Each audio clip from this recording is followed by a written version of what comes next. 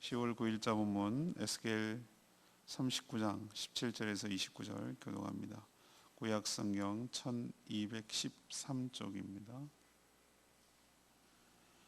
주 여호와께서 이같이 말씀하셨느니라. 너 인자야, 너는 각종 새와 들의 각종 짐승에게 이르기를 너희는 모여오라. 내가 너희를 위한 잔치 곧 이스라엘 산 위에 예비한 큰 잔치로 너희는 사방에서 모여 살을 먹으며 피를 마실지어다. 너희가 용사의 살을 먹으며 세상 왕들의 피를 마시기를 바산의 살진 짐승 곧 순양이나 어린 양이나 염소나 수송아지를 먹듯 할지라. 내가 너희를 위하여 예비한 잔치의 기름을 너희가 배불리 먹으며 그 피를 취하도록 마시되 내 상에서 말과 기병과 용사의 모든 군사를 배부르게 먹일지니라 하라. 주 여호와의 말씀이니라. 내가 내 영광을 여러 민족 가운데에 나타내어 모든 민족이 내가 행한 심판과 내가 그 위에 나타낸 권능을 보게 하리니 그날 이후에 이스라엘 족속은 내가 여호와의 자기들의 하나님인 줄 알겠고 여러 민족은 이스라엘 족속이 그 죄악으로 말미암아 사로잡혀 갔던 줄을 알지라. 그들이 내게 범죄하였으므로 내 얼굴을 그들에게 가리고 그들을 그 원수의 손에 넘겨 다 칼에 엎드려지게 하였으되 내가 그들의 더러움과 그들의 범죄한 대로 행하여 그들에게 내 얼굴을 가리었었느니라. 그러므로 주 여호와께서 이같이 말씀하셨느니라. 내가 이제 내 거룩한 이름을 위하여 열심을 내어 야곱의 사로잡힌 자를 돌아오게 하며 이스라엘 온 족속에게 사랑을 베풀지라. 그들이 그 땅에 평안히 거주하고 두렵게 할 자가 없게 될 때에 부끄러움을 품고 내게 범한 죄를 뉘우치리. 내가 그들을 만민 중에서 돌아오게 하고 적국 중에서 모아내어 많은 민족이 보는 데에서 그들로 말미암아 나의 거룩함을 나타낼 때라.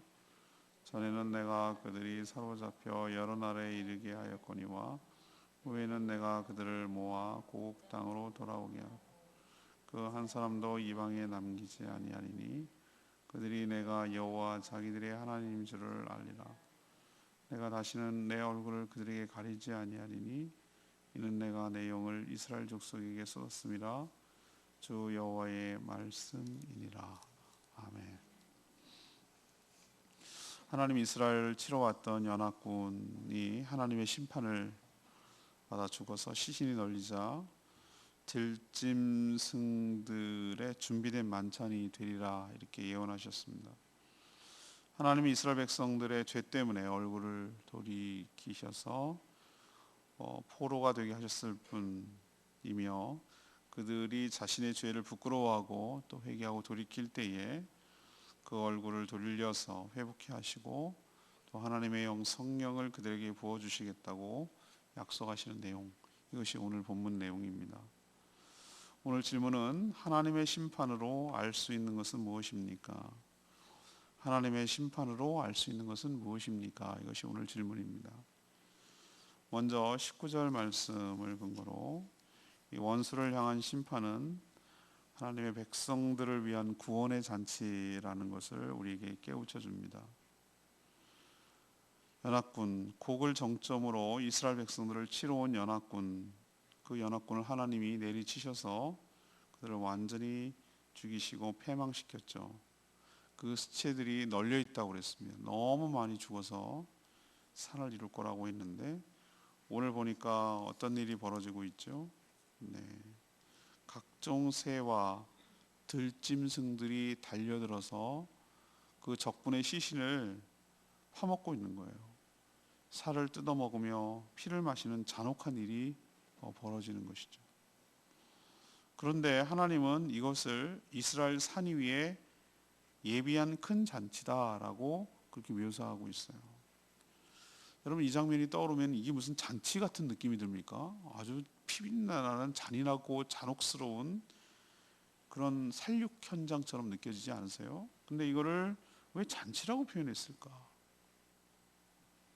하나님은 택한 백성들을 노략하려는 자들을 이토록 아주 철저하게 심판하신다는 것을 적들에게도 또 우리에게도, 이건 사실 이 성경이 쓰여지는 것은 이미 죽기로 작정된 자들에게는 의미가 없는 것이죠. 이스라엘 백성, 그리고 영적 이스라엘 백성인 우리들에게 이것이 의미가 있는 것이죠. 이렇게 너희들을 치려고 하는 자들을 철저하게 심판하겠다라는 것을 우리에게 보여주셔서 안심시키고 두렵게 하지 않으려는 의도가 있는 것이죠. 또 적들에게는 성도들 배후에, 뒤에, 나의 등 뒤에, 이런 표현이 있잖아요. 얼마나 무서운 하나님이 버티고 있는지를 깨달아 알라는 뜻도 됩니다. 19절에 보면 하나님은 이 모든 일이 이스라엘 백성들을 위하는 일이다 라고 표현하고 있어요. 19절에 그런 표현 보이십니까? 너희를 위하여 예비한 잔치. 이것이 어떻게 성도들을 위하는 일이죠?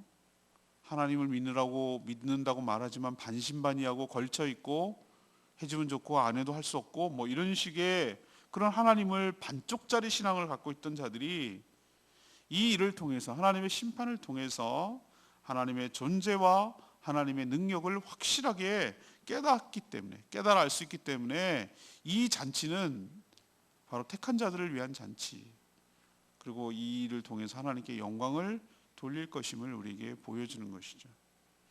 원수를 향한 심판은 성도들의 구원 잔치임을 보여주는 것이에요.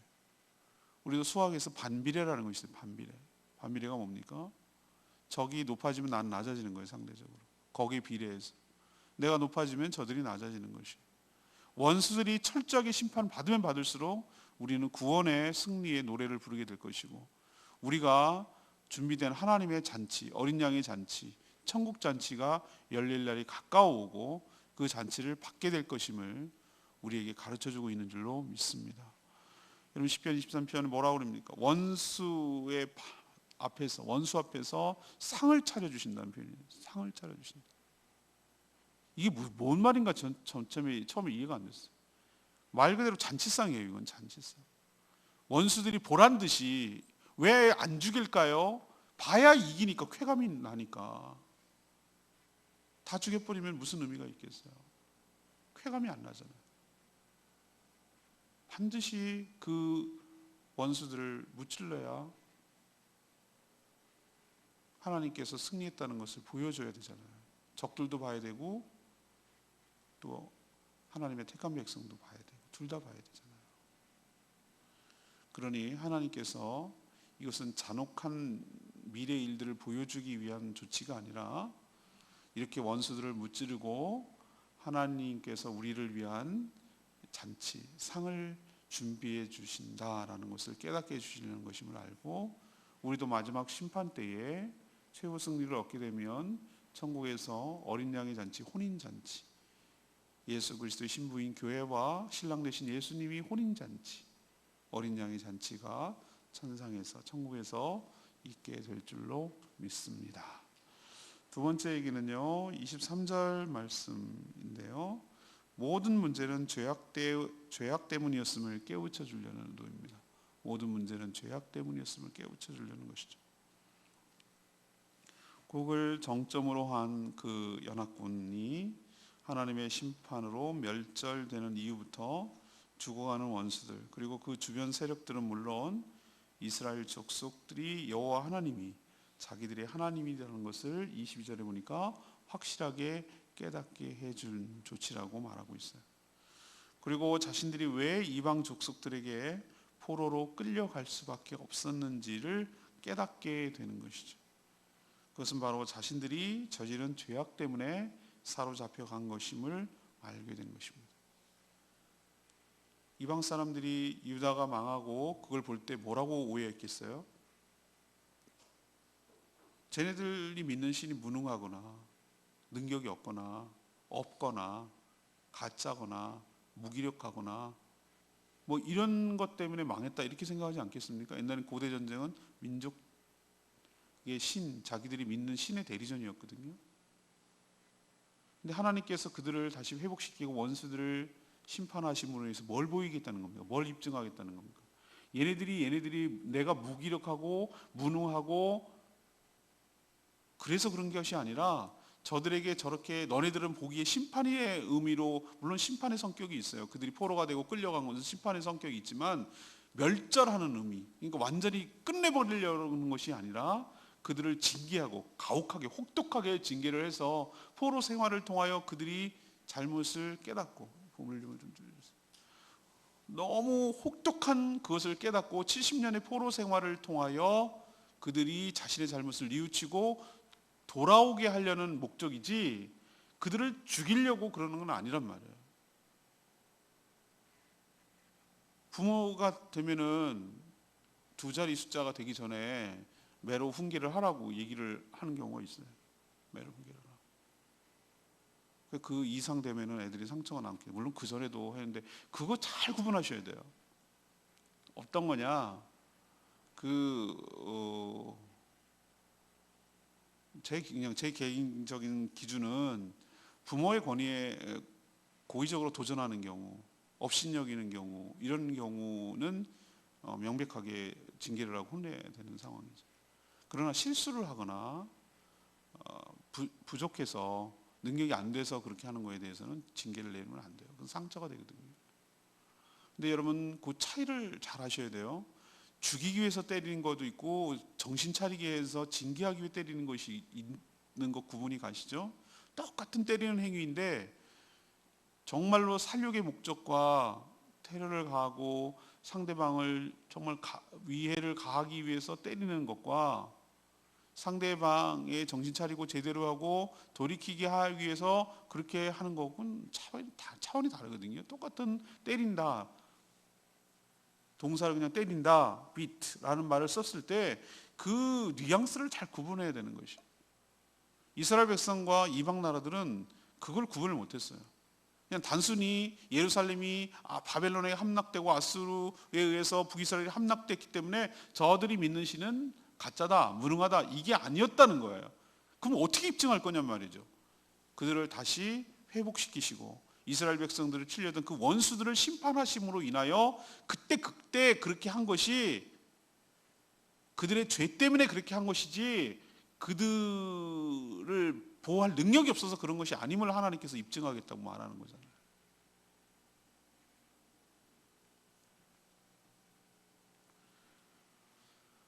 오늘 여기서 알 수 있듯이 이처럼 죄는 생명의 삶 때 지금 회개편, 지난 주일날 그 얘기를 다뤘거든요. 회개에 관련된 것인데요. 여기도 얼굴이 나오잖아요. 얼굴. 23절에 보면 얼굴이라고 나와요. 얼굴을 그들에게서 가리고라는 표현을 써요. 하나님을 의인화시킨 것이죠. 하나님 얼굴이 어디 있겠어요? 이것은 인간 이해를 돕기 위한 것이죠. 얼굴을 돌린다, 얼굴을 가린다, 이건 같은 표현인데 얼굴을 돌린다는 얘기는 뭡니까? 얼굴을 가린다는 얘기는 관계가 깨졌다. 관계가 깨지면 아무런 축복도 은혜도 베풀어 줄래야 줄 수가 없는 것이죠. 우리도 관계가 회복되기까지, 화해하기까지 그 사이에 아무것도 안 일어나요. 인간관계에서도 여러분 많이 느끼시죠? 서로 불편한 관계가 있으면은 뭐 주고받는 게 하나도 없어요. 심지어 카톡도 주고받지 않아요. 그렇게 옛날에 사이가 좋고 그럴지라도 관계가 깨지고 틀어지면은 원수가 되면 아무것도 안 일어나요. 아무것도 안 일어나니 그냥 문자 왔다 갔다 하는 것도 안 되니 뭐가 좋은 게 오겠어요? 오가는 게 있겠어요? 그래서 제가 말씀드리는 신앙은 관계고 관계가 전부라고. 관계의 형태로 나타난다고. 신앙은 좋은 관계가 좋은 신앙이라고. 좋은 관계란 얘기는 다른 말로 하면 그건 사랑하는 관계란, 사랑의 관계란 뜻이에요. 인간 사이에서도 관계가 나빠지면 이렇게 될진데 하나님과 인간 사이의 관계가 나빠지면 이거는 뭐 말할 것도 없는 것이죠. 내 인생 그게 끝장난 거예요. 얼굴을 가렸다. 오늘 표현하고 있잖아요. 얼굴을 가렸다. 얼굴을 돌렸다. 그건 뭐 때문에 오늘 그렇다고 그러죠? 그들이 24절에 보면 뭐 한 거죠? 그들의 더러움, 그들의 범죄한 대로 행하여 그들에게 내 얼굴을 가렸다. 그것 때문이었다. 그들이 포로가 되고 그들이 끌려가게 된 이유는 다른 뜻이 아니다. 내가 무능해서도 아니고 내가 방심해서도 아니고 내가 없어서도 아니다. 그들의 죄 때문에 얼굴을 가렸기 때문에 관계가 깨졌기 때문에, 그렇기 때문에 저들이 저렇게 된 것임을 깨닫게 되리라. 이 얘기를 계속 얘기하고 계세요, 하나님께서. 하지만 패역한 이스라엘 백성들은 하나님은 잊었을지 몰라요. 우리 인간이 그렇잖아요. 죄 지을 때 하나님 생각하는 거 봤습니까? 하나님을 생각하고 하나님 앞에 있다고 한다면 우리는 죄를 지을 수가 없어요. 하나님 잊어버리고 하나님 생각하지 않고 하나님 없다고 생각하고 그 순간에 나밖에 안 보이고 내 욕심만 채우려고 하니까 죄를 짓는 것 아니겠어요? 그렇게 죄를 짓게 되면 하나님과 관계가 서먹해지고 죄의 속성 중에 하나가 부끄러움과 피하고 도망가고 숨고, 아담이 하와가 피할 수 없는 것인데도 숨어가지고 부끄러워서 자기를 가리려고 하고 수치와 형벌의 두려움 때문에 피하려고 하는 속성이 나타나는, 관계가 자연스럽게 깨져요. 죄는. 인간은 그럴지인데 하나님은 그럴 수가 없었어요. 하나님은 언약에 충실한 분이라서 하나님은 자기 쪽에서 언약을 최선 지키려고 해요. 그들은 하나님을 버렸지만 하나님은 그들은 안 버렸어요. 또 하나 있어요. 하나님이 이들을 택하고 이들을 세우려고 했는데 이들이 실패했다고 하나님까지 실패한다면 이건 하나님이 실패한 꼴이잖아요. 하나님에게 있어서 실패는 있을 수가 없는 얘기예요. 그래서 하나님은 어떻게 하든지 이들을 다시 회복시킬 계획을 그래서 세우는 거예요. 만약에 인간이 실패로 돌아간다, 사단의 농락으로, 사단이 뭐라고 그랬어요? 욥의 시험에서 알 수 있듯이 겉 보십시오. 하나님 당신이 축복하니까 저러는 거지. 그 다 걷어가면은 그 테스트 하잖아요. 만약에 하나님께서 우리가 이 인간의 죄악 때문에 그냥 실패와 끝난다면 하나님의 역사가 어디 있는지 모르겠지만 하나님의 역사에서 오점이 남는 거예요. 우리 인간의 실패로 만약에 그냥 우리는 그대로 끝난다고 칩시다. 근데 하나님 입장에서는 하나님의 실패로 돌아가는, 하나님 실패는 있을 수 없어요. 있어서도 안 되고 있을 수가 없는 일이에요. 그럼 하나님께서 어떻게 이걸 회복하는지를 오늘 보여주심으로 우리 인간을 끝까지 끌고 가고 끝까지 구원하겠다는 의지를 보여주시는 거예요. 그래서 70년 동안 포로로 있을 때, 그들이 자신의 잘못을 깨우치게 됐을 때, 충분히 자숙했을 때 다시 고국으로 돌아올 수 있도록 은혜를 베풀어 주신 줄로 믿습니다. 우리도 깨달아야 될 것이 있어요. 우리도 어려움이 있고 그것은 왜 이렇지라고 생각하면 다 그런 건 아니에요. 여러분들 그걸 단순하게 그렇게 이분법적으로 생각해서는 안 돼요. 우리가 인생이 어렵고 힘들고 그럴 때는 여러 가지 있어요. 우리가 열이 날 때 여러 가지 원인이 있듯이 우리의 인생에 고난과 힘든 일이 있을 때 여러 가지가 있어요. 여러 가지가 이유가 있어요. 단순히 그렇게 말하면 안 되지만 우리들의 지은 죄 때문에 그 죄에 대한 대가와 결과를 받는 거일 수도 있어요. 왜 그걸 결과를 받게 하시는 거죠? 너 잘못하면 죽었어, 이걸 보여주려는 겁니까? 아니요. 죄를 지었을 때 어떤 결과를 갖고 오는지 내가 뼈저리게 느끼고 자숙하고 회개할 때까지 하나님은 놔두는 거예요. 생명의 삶 때 가르쳐 줬잖아요. 로마서 1장 28절에 하나님 없이 살려고 하는 게 죄라고 그랬는데 하나님 없이 살려고 하니까 내버려 뒀다고요. 그럴 때는 인간 지옥을 만들어서 더 잘 살 줄 알고 내가 마음대로 하면 더 행복할 줄 알았던데 더 지옥 같은 일을 만들고 더 고통스럽게 만들고 관계가 더 파괴되고, 이걸 깨닫게 됨으로써 내가 하나님으로 살아가려는 죄의 대가가 얼마나 가혹하고 얼마나 처참한지를 너네들이 보게 하는 거예요, 하나님께서. 그러므로 인해서 우리가 무슨 짓을 한 거지? 이 죄가 이렇게 심각한 거였던가? 우리가 하나님 하려는 것이 이게 얼마나 큰 파장과 악영향을 갖고 오는 것인가? 라는 것을 우리가 깨닫고 주님께 돌이키고, 이제는 천부여 의지 없어서 내가 두 손 들고 옵니다.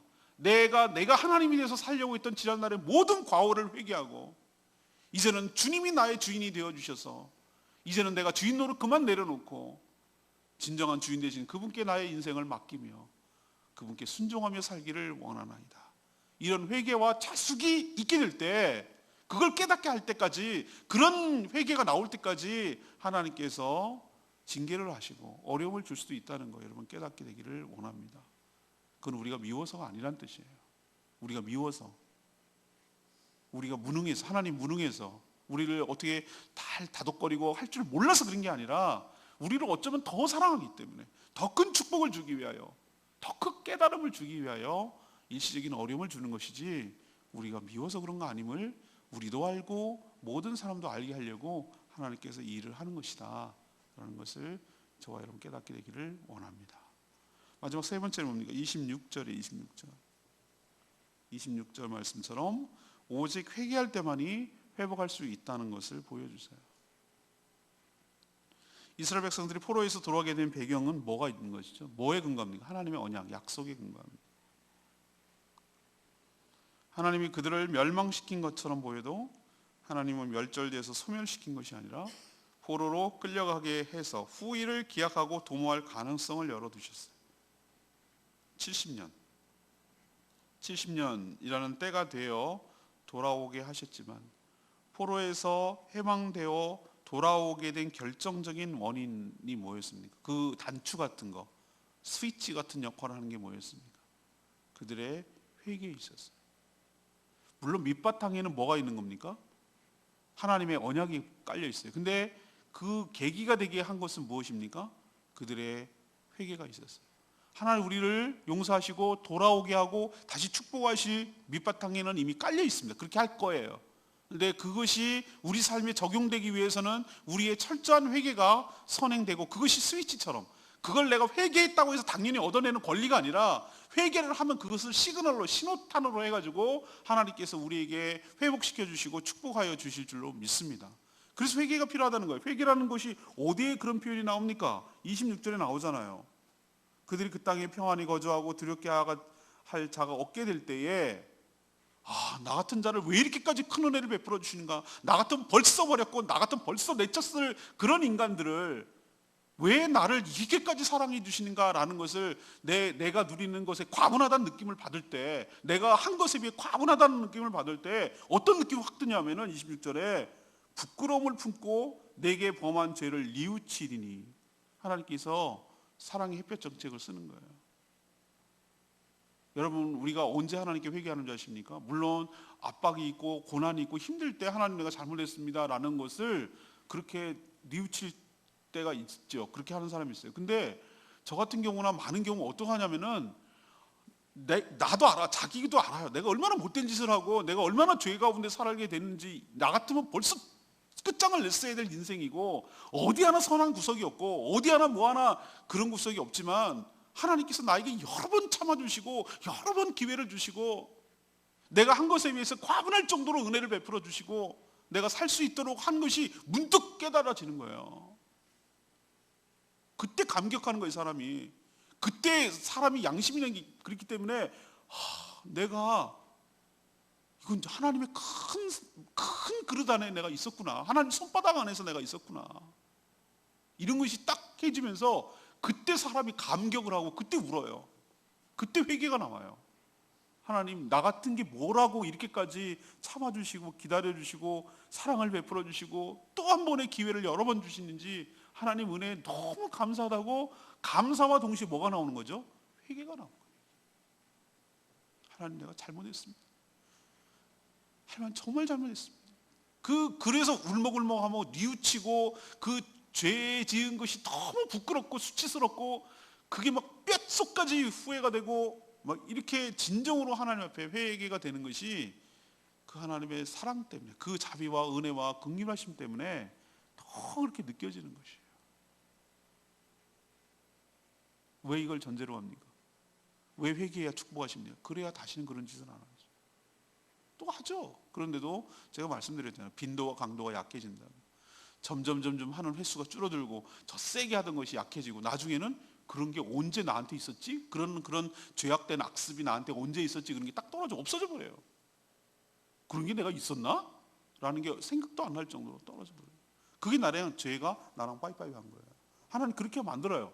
그렇게 하려면 철저하게 자신의 죄에 대해서 부끄러워할 줄 알고 뉘우치는 마음이, 회개가 있어야 되는 거예요. 그래야 그거는 하나님 봐, 내가 너 그럴 줄 알았어, 너 딱 걸렸어, 너 그럴 줄 알았어, 내가 너 이렇게 하나님 우리를 정죄하고 수치감을 주려고 우리에게 회개하라는 게 아니고 우리를 사랑하셔서 우리를 위해 사는 얘기예요. 다시는 그렇게 죄를 범치 말고 거룩하고 정결하게 살아서 하나님 관계가 단절되거나 깨지지 말고 하나님의 은혜와 축복 속에 살아가게 하려고 우리를 생각해서 하나는 거지. 하나님 회개하면 뭐가 좋은데요? 좋은 게 있지. 관계가 회복되니까 좋은 건 한데 저 하나님 좋은 것보다 우리에게 훨씬 유익이 많단 말이에요.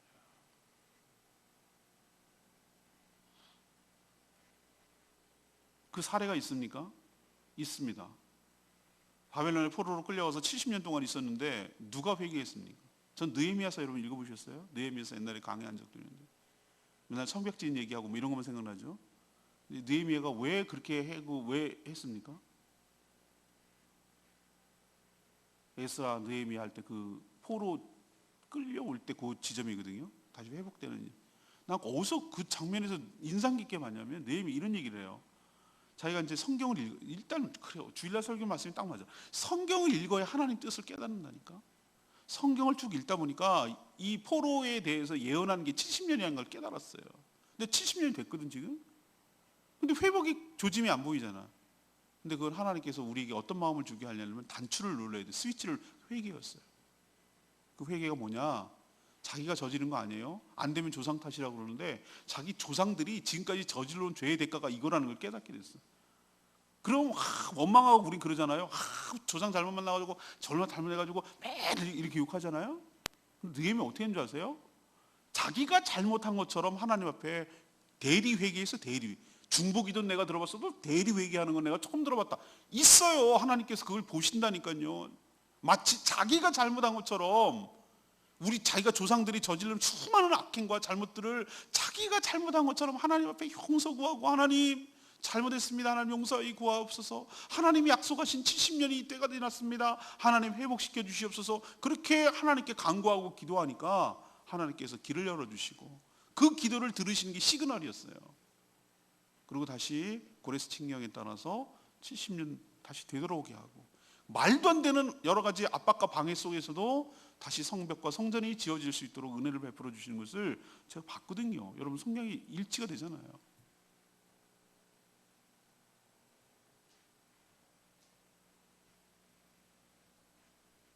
우리는요, 특히 제주는 왜 믿는 사람들이 이런 역할을 해야 되냐면은 전 작년인 것 같기도 하고 작년이었던 것 같아요. 제주 교계에서 목사님들이 모여서 4.3 사건을 위해서 하나님께 위로하며 하나님께 희생자들과 또 가족들을 위해서 하나님께 예배하는 연합으로 예배를 드립시다 그랬더니 너무너무 실망했어요. 하나님께 예배 드리는 거지 왜 뭐 그들을 위해서 그런 논리를 피고 또 일부에서는 여전히 또 같이 모일 수 없는 사람들 어떻게 예배를 드리냐고 막 이렇게 얘기를 하는 거예요. 딴 분이 아니라 목회자들이 그러죠. 갈려졌어요. 예배도 무산될 뻔했어요. 가까스로 위기를 넘기고 처음으로 예배를 드리러 갔는데 제가 성안교회에서 예배 드렸어요. 근데 제가 그때 그 감격은 잊을 수가 없어요. 너무 늦은 감이 있다. 치유와 회복, 이것이 우리 기독교의 정신인데 언제까지 죄 때문이에요. 언제까지 저 빨갱이들 빨치산들이 문제예요. 군인 경찰 죽인 그게 문제예요. 이렇게 언제까지 그렇게 원수재 가지고 언제까지 그렇게 살 거냔 말이에요. 그러면은 탓하기 이전에 나는 성경의 원리대로 가야 된다고 생각하는 사람들이에요. 그 탓해서 뭐 할 건데요? 탓하면 쟤네가 완벽하게 승복할 것 같아요? 아닙니다. 갈등만 더 붙이고 골만 깊어지는 거죠. 내가 안 했어요. 내가 안 죽였어요. 맞아요. 내가 언제 그걸 죽일 후손이잖아요. 우리가 잘못한 것처럼. 우리가 그 짓을 저지른 것처럼. 우리 믿는 사람들이 하나님 앞에 회개하는 거예요. 내가 왜? 이러면 안 돼요. 내가 왜가 아니라 내가 해야 되는 거예요. 그걸 원리가 여기서 나오잖아요. 뉘우쳐야 돼요. 그리고 하나님 앞에 부끄러워야 되고요.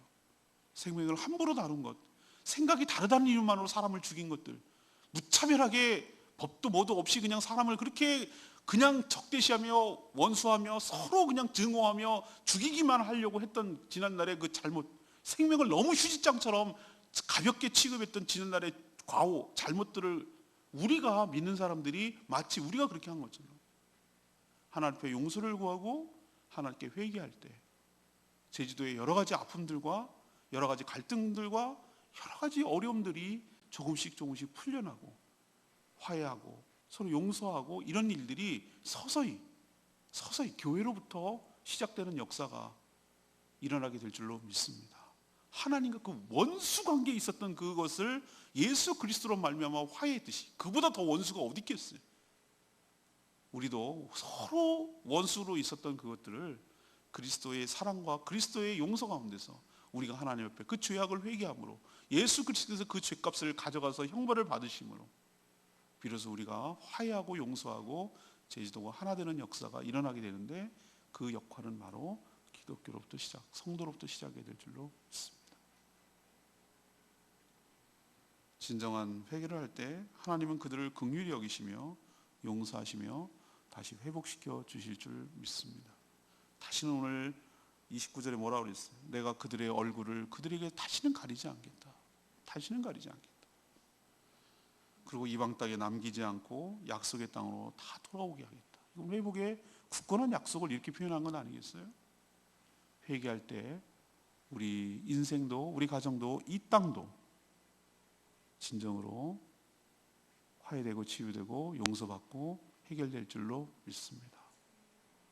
지난날의 잘못들 우린 제주도로 제가 국한시켜서 얘기했지만 지금 얼마나 극렬하게 합니까? 이게 언제까지 이래야 되겠습니까? 하나님 앞에 회개하는 모습이 전혀 없어요. 제가 문제야, 적의 문제야, 서로 그러잖아요. 하나님 앞에 진정으로 회개하고 용서를 구할 때 저 북한이 문제야, 이렇게 하면은 전혀 해결되지 않습니다. 하나님 앞에 진정으로 우리의 잘못을 회개하고 용서를 구할 때 하나님께서 내가 한 것 아니었는데 내가 왜 하냐고요? 네가 하는 거예요.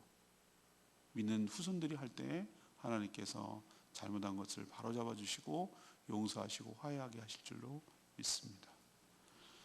오늘 내 말씀 29절 말씀, 내가 다시는 내 얼굴을 그들에게 가리지 아니하리니 이는 내가 내 영을 이스라엘 족속에 쏟았습니다. 하나님의 얼굴, 이건 메타포, 은유예요. 우리 인간 이해를 돕기 위한 비유입니다. 얼굴을 가리거나 돌리는 것은 관계가 깨졌다는 뜻이에요. 관계를 깨는 결정적인 이유는 죄악 때문이에요. 우리도 우리 인간 사이의 관계가 언제 깨집니까? 신뢰관계가 언제 무너집니까? 저 상대가 나에게 거짓으로 대한다는 것이 명백하게 느껴지면 관계가 깨지는 것이죠. 신뢰관계가 깨지는 것이죠. 그런데 하나님은 다시는 얼굴을 가리지 않겠다 약속하셔요. 오늘 그렇게 약속하잖아요. 그 배경에는 뭡니까? 내가 내 영을 이스라엘 족속에게 쏟았습니다. 이는 because, 그 이유는 내가 얼굴을 안 돌리는, 영원히 안 돌리는 이유는 그것 때문이라고 얘기하잖아요. 하나님의 영, 성령을 그들에게 쏟았기 때문에. 우리가 성령으로 충만할 때 죄를 짓지 않을 수가 있고, 또 죄 짓지 않고 깊은 관계를 유지하려면 우리가 성령으로 충만할 때만이 가능하다는 것 기억하시고, 하나님의 얼굴을 구하는 저와 여러분 되기를 소망합니다. 이게 전부예요. 오늘 하나님의 계획에 대해서 얘기하는 거죠. 하나님의 심판을 통해서 하나님께서 의도한 바가 있어요. 목적이 있고요, 이유가 있는 거예요. 첫 번째는 이 원수를 향한 하나님의 심판은 곧 우리의 구원의 잔치가 될 것임을 얘기하는 거고요. 두 번째는 이 모든 문제가 결국은 우리가 뭐 때문이죠? 우리 죄 때문에 이런 일이 벌어졌다라는 것을 상대도 당하는 자들도 다 깨닫게 해주려고 그러는 것이다.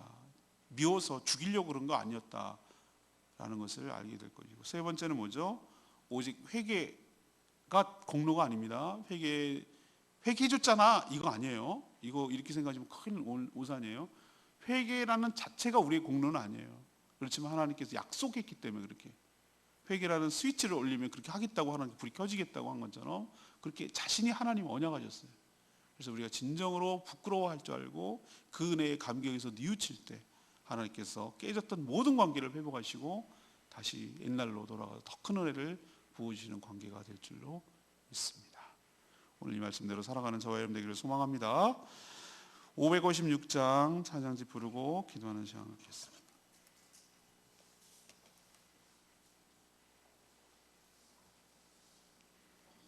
찬양지 556장, 십자가 그 사랑 멀리 떠나서 무너진 내 삶 속에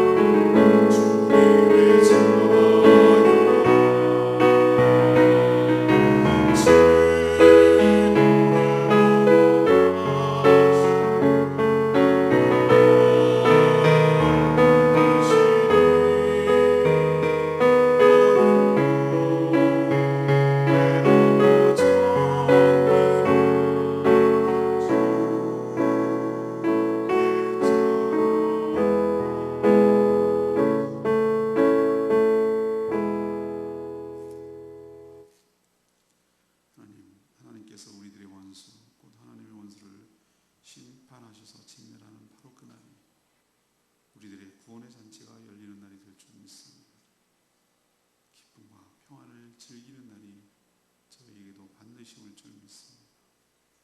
하나님의 얼굴을 가리고 돌리게 한 이유가 우리의 허물과 죄 때문임을 고백합니다. 죄와 관계를 파괴하는 결정적인 이유입니다. 두렵고 떨리는 마음으로 살게 하여 주시고 동시에 생각나는 작은 죄라도 즉각 회개하며 마음을 정결하게 하여 주시옵소서. 진정으로 회개할 때 사랑과 자비가 풍성하신 하나님께서 우리를 용서하시고 회복시켜 주실 줄 믿습니다. 온전한 관계가 회복함으로 하나님께서 주시는 놀라운 은혜와 축복을 받는 우리는 저희들 되게 하여 주시옵소서. 오늘도 간구하는 기도마다 응답하여 주시기를 원하옵고 예수 그리스도의 이름으로 축복하며 기도합니다. 아멘. 오늘 중보 기도하는 수요